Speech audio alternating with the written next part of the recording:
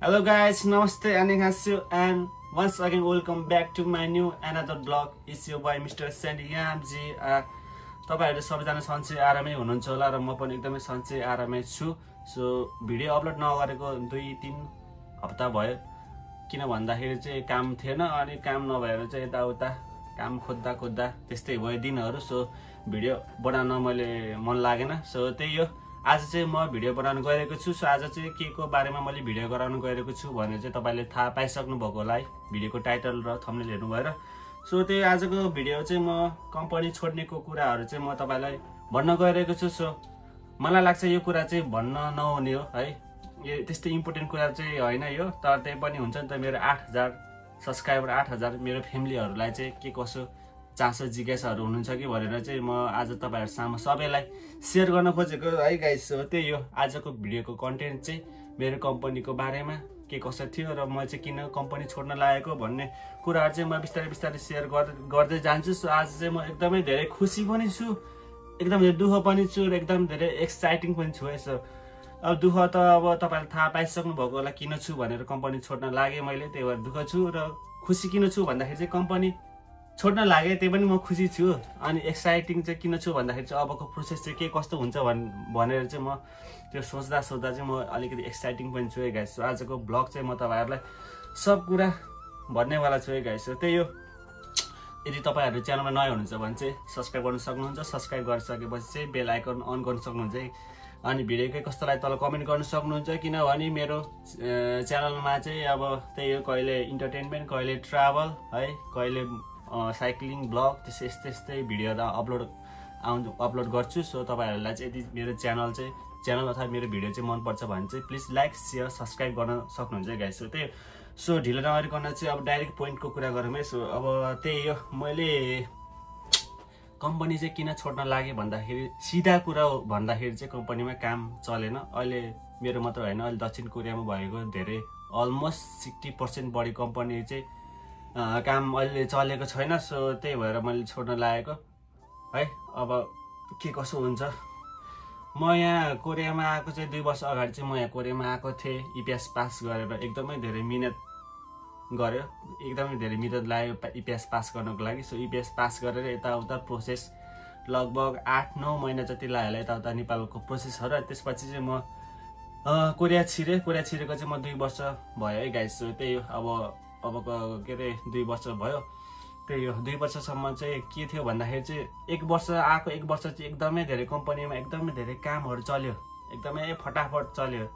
अनि त्यसपछि 1.5 वर्षसम्म ठिकठाकै थियो। अनि बाँकीको त्यो 5-6 महिनापछि चाहिँ नर्मल्ली डाउन हुन लाग्यो। अनि डाउन भइसकेपछि चाहिँ म डाइरेक्ट के अरे कम्पनीमा काम नचलेर म अस्ति भर नेपाल गएर आएँ। के अरे 1-2 महिना होला कम्पनीमा काम नचल्ने भनेको त कहाँ हुनु। म नेपालदेखि फर्किँदाखेरि त झन् यो कम्पनी डामाडोल भइसकेको रहेछ, पुरै डुब्नै लागिसकेको रहेछ। सो अहिले त यो कम्पनी त पुरै डुबिसक्यो भनौँ न। अब हाम्रो कम्पनी दुईटा हो के अरे, एउटा चाहिँ फर्निचर हो अनि अर्को चाहिँ त्यो स्टोर फर्मवाला हो। सो मैले काम गर्ने चाहिँ स्टोर फर्ममा हो। स्टोर फर्मको कम्पनी चाहिँ पुरा डुबिसक्यो। अब फर्निचरको काम मात्र छ, फर्निचरमा 4 जना केटाहरु छ। अनि स्टोर फर्मको केटाहरु त पुरै अब लिभ भइसक्यो भनौँ न। अब म अनि एउटा फान्जानी मात्र हो। सो अब म पनि लिभ भयो भने अब फान्जानी पनि अब लिभ हुन्छ होला, त्यही हो। सो अब के अरे हामी कोरिया आउँदाखेरि चाहिँ 3 जना भएर आएको थिए। एउटा निकेश साथी अनि अर्को चाहिँ डेभिड साथी। सबैभन्दा सुरुमा चाहिँ निकेश साथीले छोड्यो अनि त्यसपछि म नेपाल गइसकेको रहेछ कि म नेपाल गएपछि चाहिँ डेभिड साथीले छोड्यो अनि म चाहिँ अहिले फाइनल्ली छोड्न लागेको है गाइस। सो म चाहिँ हैन नेपालदेखि आउँदाखेरि नै मैले कम्पनी छोड्ने भनेको थिएँ मेरो प्लानिङ हिसाबले, किनकि त्यति बेला पनि म नेपालबाट आउँदाखेरि पनि कम्पनीमा काम चलेको थिएन। तर त्यति बेला चाहिँ मैले किन नछोडेको भन्दाखेरि चाहिँ हल्का छोड्यो भने चाहिँ थोइजीको अलिकति घाटा हुन्छ कि भनेर मैले कम्पनी छोडेन। अनि मैले निरन्तर काम गरेँ 2 महिना 2.5 महिना जति। सो 2.5 महिना जति पुर्याएर चाहिँ मैले अब कम्पनीमा काम छोड्ने डिसिजन गरेको छु। अब के गर्ने, कम्पनीमा काम पनि चलेको छैन अहिले त। के अरे मैले कम्पनीमा काम छोड्ने भन्दा पनि अब साउले आएर नै मसँग आएर नै सँगसँगै कुरा गरे के अब कम्पनीमा काम हुँदैन, यस्तै हो हाम्रो कम्पनी, 2-3 महिनासम्म चल्दैन जस्तो छ। अब त यही कम्पनीमा बस्छस् कि अरू कम्पनीमा काम गर्छस्, अरू कम्पनी खोजेर काम गर्छस् तेरो साथीहरु जस्तै अब के गर्छ सोच भने। अनि त्यहाँदेखि मैले पनि हो त नि अब कम्पनीमा कामसाम चलेको छ नि, यहाँ बेकारमा हाम्रो फेरि कम्पनी के कस्तो छ भन्दाखेरि चाहिँ छुट्टी कम्पनीमा काम नचलेपछि साउले छुट्टी दिन्छ, त्यो छुट्टी दिएको चाहिँ पैसा चाहिँ काट्छ के, सो काटेर चाहिँ छुट्टी दिने हो कि साउले। अनि मैले यसो सोचेँ अब यसै छुट्टी उसै छुट्टी बसे पनि पैसा काटेर नै हो के अरे साउले तलब मिलाउने, त्योभन्दा बरु म कम्पनी छोड्छु भनेर चाहिँ साउलाई भनिदिएँ। अनि साउलाई भनिसकेपछि लेटर सेटर दिएँ है गाइस। सो यस्तै छ कुराहरू। अनि अब चाहिँ अब लेटर दिएर चाहिँ अब सोदुङबु जानुपर्ने हुन्छ। नोदुङमा गएर चाहिँ पहिला सुरु त्यहाँ गएर चाहिँ पुरा इन्फर्म गर्नुपर्ने हुन्छ मैले काम छोडेँ भनेर। अनि त्यहाँदेखि चाहिँ मैले अब कुन एरियामा काम गर्ने हो त्यो एरियामा चाहिँ के त्यो पुरा वार्तालाप गरेपछि चाहिँ अब त्यस्तो अगाडि प्रोसेस हुन्छ, त्यो चाहिँ म बिस्तारै भन्दै गर्छु। सो त्यही हो, अब मेरो कम्पनी चाहिँ किन छोड्न लागेको मैले भने चाहिँ तपाईँलाई भनिसक्यो होला। तर अब कुरा गरौँ चाहिँ यो कम्पनीको बारेमा चाहिँ। सो अब यो कुराको कम्पनीमा यो साउ चाहिँ हाम्रो कम्पनीका साउ चाहिँ अब कस्तो छ भन्दाखेरि चाहिँ है, दुईवटा साउ हुनुहुन्छ। एउटा साउलाई चाहिँ नियम थाहा छ, नियम पुरा टोटल्ली थाहा छ, नियम सिस्टम है पुरै थाहा छ। तर अर्को साउ हुनुहुन्छ अलिकति एजेड भएको, अलमोस्ट आई गेस त्यस्तै 75-80 जति हुनुभयो होला। तर त्यो पनि एकदम धेरै काम एकदम धेरै मिहिनेत गर्नुहुन्छ। भए पनि अब त्यो साउ चाहिँ अलिकति उस छ क्या, अलिकति पुरानो टाइपको छ है, अलिक धेरै काम पेलाउने होइन, सिस्टम अनुसार काम नचल्ने है। अब काम तालाई कसरी हुन्छ त्यो आफ्नो धेरै फाइदा लिने कि त्यस्तो छ है काम। अब बिहान 8:30 बजेदेखि हो भने नि कहिले 8 बजे होइन, कहिले 7:40 चाँडै बोलाएर काम गराइदिन्छ क्या। अनि अब त्यही अब कम्पनी छुट्टी हुने बेला चाहिँ 5:30 बजे हो भने चाहिँ 5 कहिले 6 होइन, कहिले 6:10 कहिले 6:20 हो, त्यस्तो एकदम धेरै लेट गरिदिन्छ क्या। ल 10-20 मिनट त हो, केही भएन, 10-20 मिनट त ल ठिकै छ। तर आधी घन्टा 40 मिनट त यो त धेरै भयो नि त, धेरै अति भयो नि त यो बढी काम गराइदिने होइन। सो त्यस्तै छ अर्को साउ चाहिँ त्यो पुरानो साउ। सो यो एरिया चाहिँ यो पुरै कम्पनी चाहिँ पुरानो साउको, अनि नयाँ साउ चाहिँ लगानी मात्र हालेर चाहिँ छुट्टै बनाएको हो क्या। सो त्यस्तै छ। अनि त्यो भएको कारणले चाहिँ मैले अब म यो कम्पनीमा पनि बस्न नखोजेको हो, किनभने अब त्यो 1 घन्टा अलमोस्ट 1-1.5 घन्टा त बेसी नै बढी काम गर्नुपर्छ क्या पर डे, बिना ओटी होइन, पर डे। त्यही भएर अब झ्याउ हुन्छ नि त। अब 1 घन्टा 1.5 घन्टा यहाँ कोरियामा टाइम भनेको यति इम्पोर्टेन्ट छ, टाइम यति इम्पोर्टेन्ट हुन्छ नि। काम गरेर आएपछि मान्छेको के कामहरू हुन्छ है, थकै लागेको हुन्छ है। सो ओटी दिएको भए त केही हुन्थेन, म गर्थेँ, तर के गर्ने अब यस्तै छ। अब के अरे अरूको कम्पनी हिसाबले हेर्ने हो भने चाहिँ अरू कम्पनीमा चाहिँ ओटी दिएपछि पनि खाना दिन्छ क्या, आफ्नो कम्पनीले खाना दिन्छ। तर यो कम्पनीमा चाहिँ ओटी छ भने चाहिँ त्यही हुन्छ नि त, बेलुकाको खाना केही पनि पाइँदैन। हामीले खाने भनेको त्यही बिस्कुट चौचौ, त्यही बेलुकाको खाना खाइने। अब यस्तै छ गाइज। अब साउ कस्तो छ भन्ने अब ठिक छ, साउ अब लोभी भनौँ कि के भनौँ है, सो साउको बारेमा। तर जति जे भए पनि साउलाई चाहिँ मान्नै पर्छ, किनभने अब साउले हामीलाई रोज्नुभयो, साउले हामीलाई यहाँ कोरियामा बोलाउनु भयो है। अरू धेरैजना मान्छेहरू हुनुहुन्छ अहिलेसम्म कोरियामा आउन नपाएर बसेको है, उहाँहरू धन्न हामी त लकी हो, साउले बोलाउनु भयो है। जे जस्तो कम्पनी गाह्रो होइन, जति हेपी पनि जति काम पेलाए पनि हामीलाई कम्पनीमा बोलाउनु, हामीलाई कोरियामा बोलाएर कम्पनीमा काम गराउनु एकदमै ठुलो कुरा हो है। सो यो यो पनि सोच्नुपर्छ गाइस हामीले। त्यही हो, सो एकदमै धेरै थ्याङ्क यू यो साउलाई, जुन चाहिँ हामीलाई कोरियामा बोलाएर चाहिँ काम दिनुभयो। कम्पनी जे जस्तो भए पनि एकदमै धेरै थ्याङ्क यू है गाइस।